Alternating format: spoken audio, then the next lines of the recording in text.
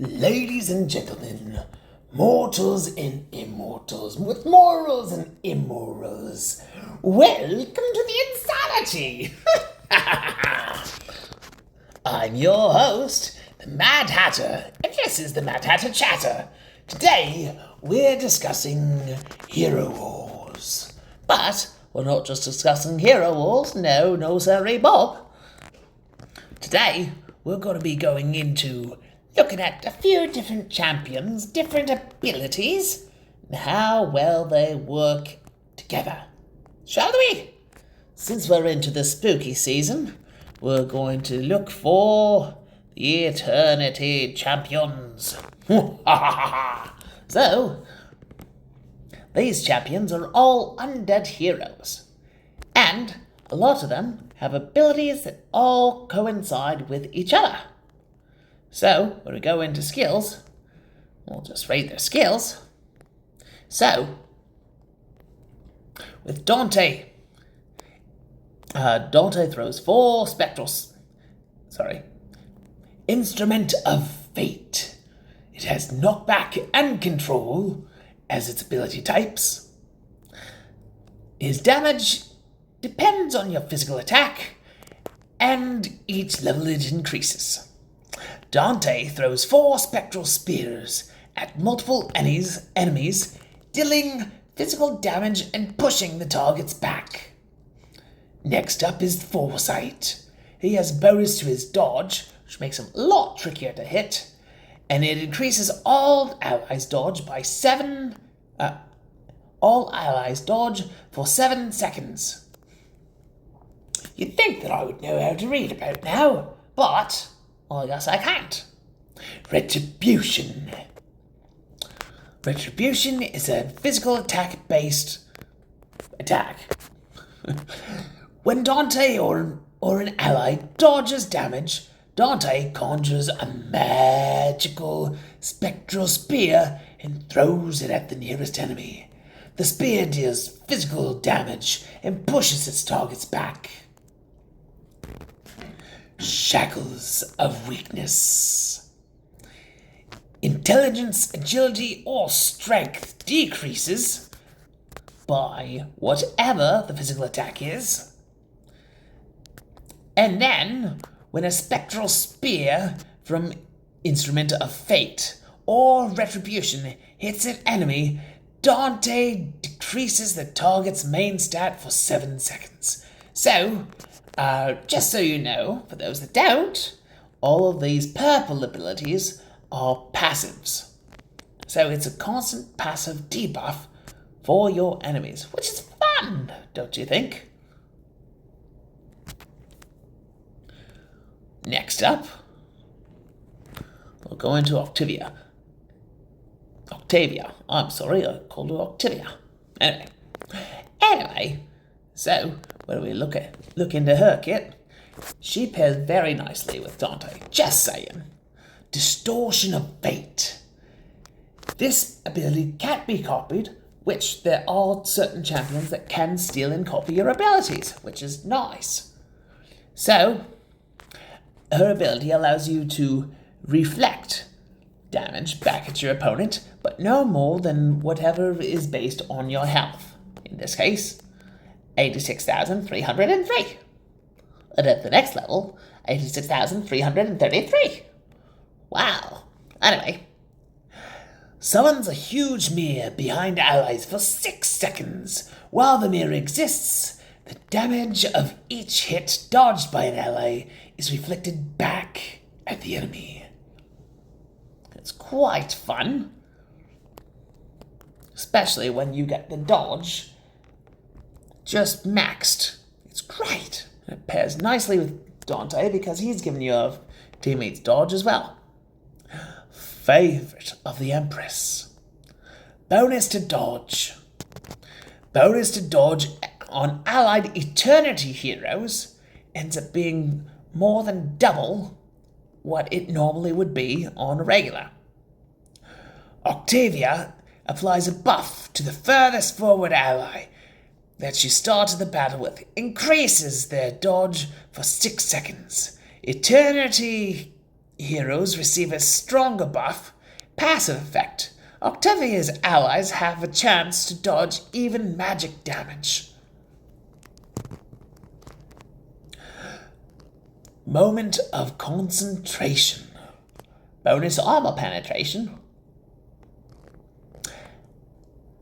Applies a buff to all allies. Increases their armor penetration for 3 seconds. The same buff is also applied to an ally every time they dodge any damage, which is quite a feat, especially when the dodge gets so big. It just helps you ignore all that armor.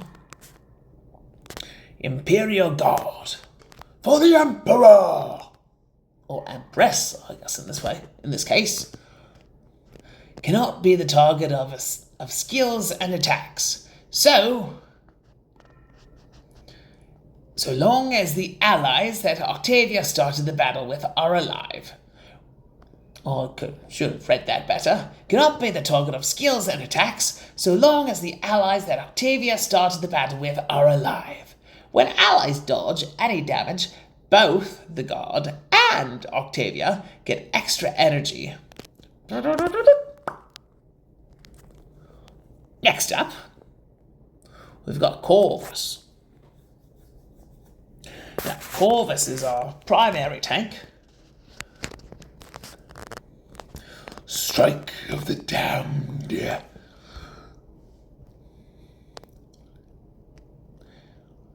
Corvus strikes enemy front line, dealing physical damage and temporarily decreasing all types of defense, armor, magic defense, and dodge.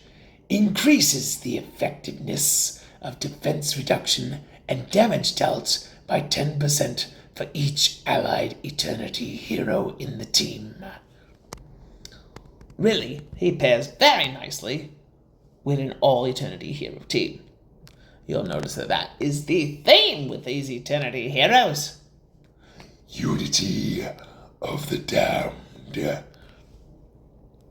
Corvus increase the physical and magic attack of all allied Eternity heroes for 10 seconds. So, one thing that you have to consider is both Octavia and Dante, both of them, their dodge and whatnot is based on, a portion of the dodge is based on the physical attack. So, not only does this increase the physical attack by 10%, for 10 seconds, but it also increases the dodge for 10 seconds, which pairs very nicely with them. Altar of Souls. Corvus conjures an altar behind his team. The altar damages enemies whenever they deal damage to allied heroes. The altar's health decreases when the allies take damage. So, if you can't dodge them all, at least it gets redirected and shot back at your opponents. Royal Defense. When an ally's health drops below 20%, Corvus moves them to the center of the team. Can be triggered once every 8 seconds. Well, this just works perfectly, especially if you have someone that ends up stealing one of your teammates and pull them right into the enemy midline or backline. Or, on the other hand, if you've got someone that's already a midline fighter, like Kayla or Luther, both of them could be teleported right back to the midline, which is great. Next up, we've got Electra von Greve. Pain's Embrace. Now, you might notice these things on the side here. Well, recently, they've introduced these things called relics. And if you want to pay a nice handsome sum, the game will have no problems giving you relics. But if you're free to pray, pray. If you're free to play, I mean, you're always free to pray, whoever it is to. Alrighty then. Anyway, if you're free to play, you're not so lucky. Sometimes they have an event that comes out that allows you to get these things. But, since she's the main champion at the moment, that's not going to happen. Not for a little bit, anyway. Pain's Embrace. Absorbs all incoming damage after activation, blinds enemies, and increases allies' magic attack.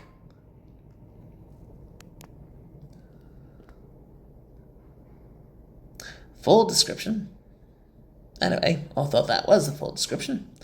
Absorbs all the incoming damage for 6 seconds. While active, the hero cannot attack, move, or be displaced. When the effect ends, blinds nearby enemies for 7 seconds and increases allies' magic attack. Well, that's pretty good. Pretty good indeed. She is also a frontline tank. Alright. Field of Lightning. Strike nearby enemies with lightning, reducing their magic defense for 9 seconds.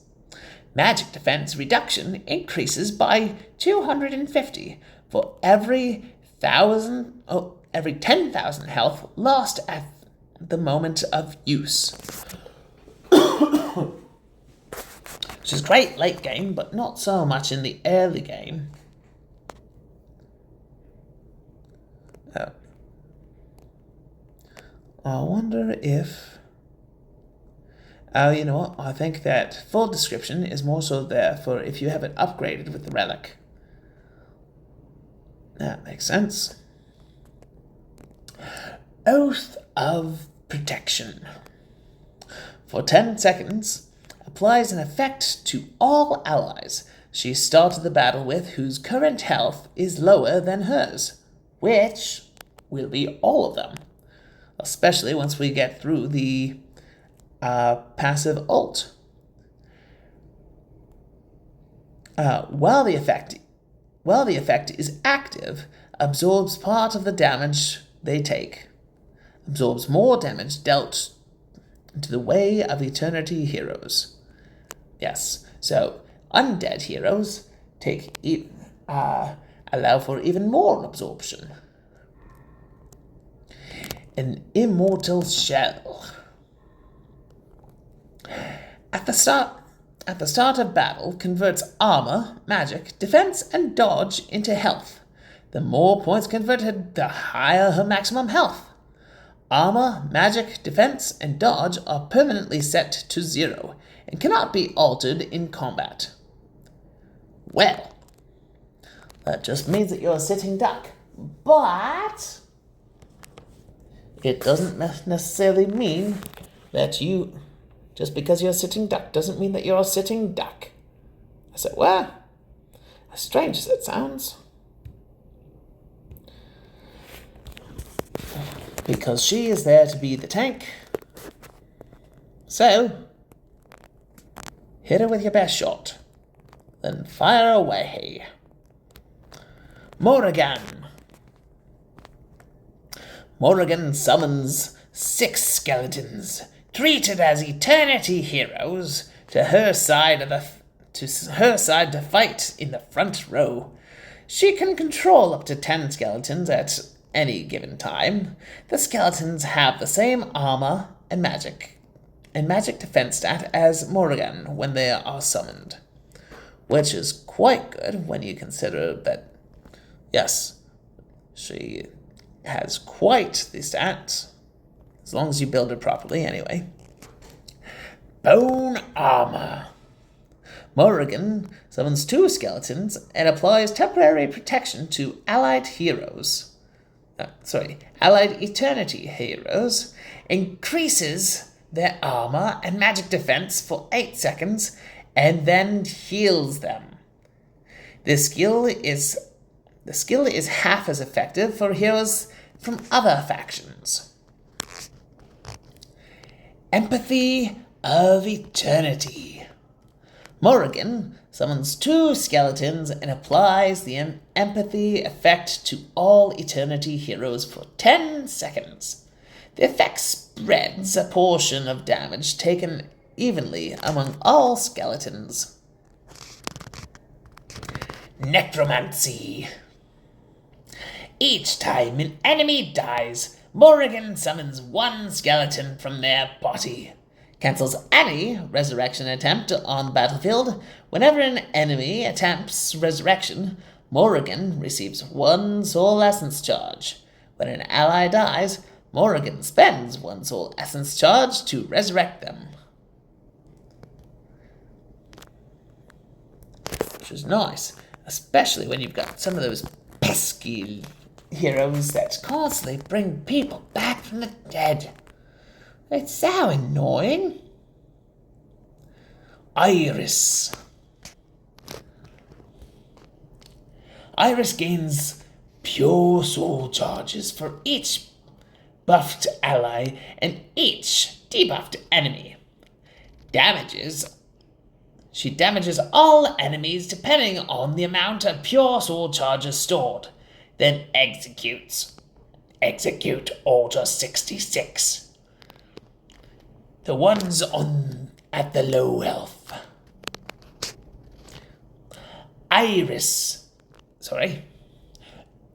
Otherworldly creature. Irisly releases her familiar Bitey, who weakens enemies by lowering the magic defense for 5 seconds. Prolongs the duration of any debuffs, both those already active and those inflicted during the effect of the skill by 5 seconds. Mysterious Pact. Iris becomes permanently immune to debuffs. If an enemy applies a debuff or mark to an ally, Iris lowers their physical and magic attack for 7 seconds. Inner Fire.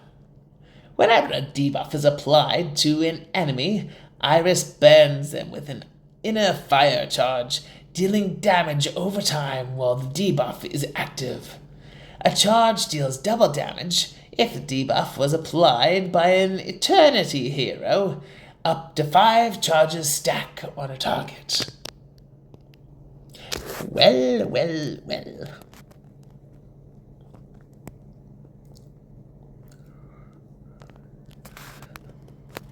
Phobos. Not to be confused with FOMO. Why not? We'll just give you these skills up. Might as well. Alright. FOMO. Oh, FOMO. Whoops. Yes, FOMO, or fear of missing out. Stuns the enemy with the highest magical attack for 6.6 seconds and torments their body, frightening enemies near the target. The frightened enemies lose some of their physical and magic attack for 12 seconds. Phobos cannot attack and use other skills while the skill is active. But I mean, if your opponent can't attack you, and you can't attack it, well, it seems like a win-win situation to me. Dreaded Shadow. It's a cursed debuff. Conjures a shadow against the enemy with the highest magical attack stat, dealing damage and decreasing magic defense for 4 seconds. Bonds of Darkness.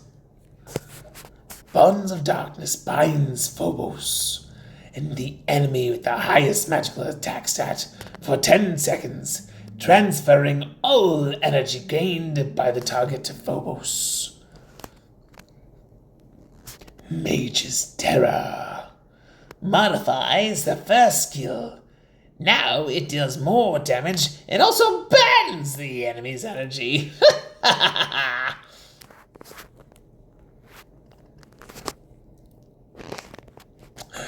Krach. I probably pronounced that wrong. Let's try that again. Croc. Still doesn't sound right, but anyway. Here we go. Nexus of Horror. Croc throws in the air 3 enemies with the lowest health. When the affected enemies fall back down, they get stunned for 2 seconds. Negator of Laws. Croc opens an interdimensional rift that can block enemies' physical attacks for 8 seconds. The hero gets extra energy for each attack blocked. Deadly Tendrils. For those of you that like hentai, stay away. These ones are deadly. Well, Croc is alive. He targets every enemy knocked up in the air, may deal double damage. Alright. We look at everybody else's abilities, and we look at his. It's not very flavorful. Maybe next time they do an update, maybe we can add a little something. Maybe. Survival factor. Attacks against enemies thrown in the air heal the hero for a fraction of the damage dealt. Well, that's not too bad, but it's not too good. Need a little something, a little bit more for healing. Next we've got Kira.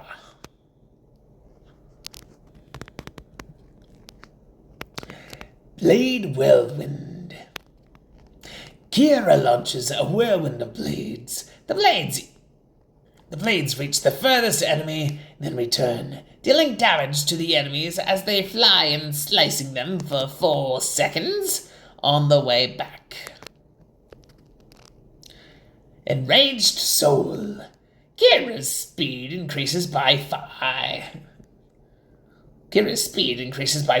seconds. Okay. As I said, some of these ones, you don't get very much of a description. Or too much of an ability. Oh. Dancing Blades. Passive skill. Kira's basic attack can ricochet between enemies. The ricocheting blade deals 25% of the basic attack damage on each hit. Well, that's not too bad now, is it? Piercing Pain. Passive skill. If the enemy's armor is lower than Kira's armor penetration, her basic attack deals extra damage. Holy today, Junior. Not sure why I'm stumbling so much. Oh, I just can't do it. Do it. Tempest.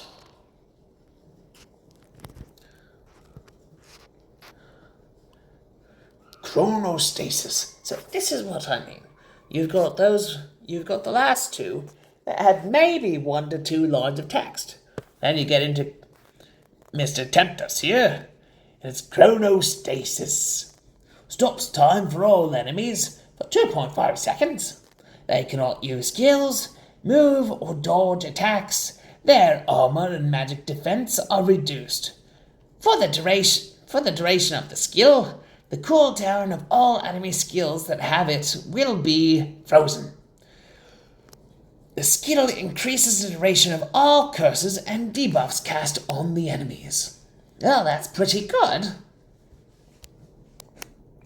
Withering. Weakens distant opponents in front of the hero for 6 seconds. Weakened enemies lose physical attack and max HP. Well, Temporal anomaly. well, he definitely is an anomaly. It looks like Ghost Rider on a unicycle. Anyway, Sends the enemy with the highest armor penetration into the temporal anomaly for 5 seconds.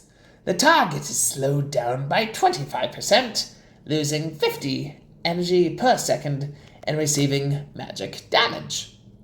Well, that sounds fun. Time paradox. Well, you'd think that means that there's two of them.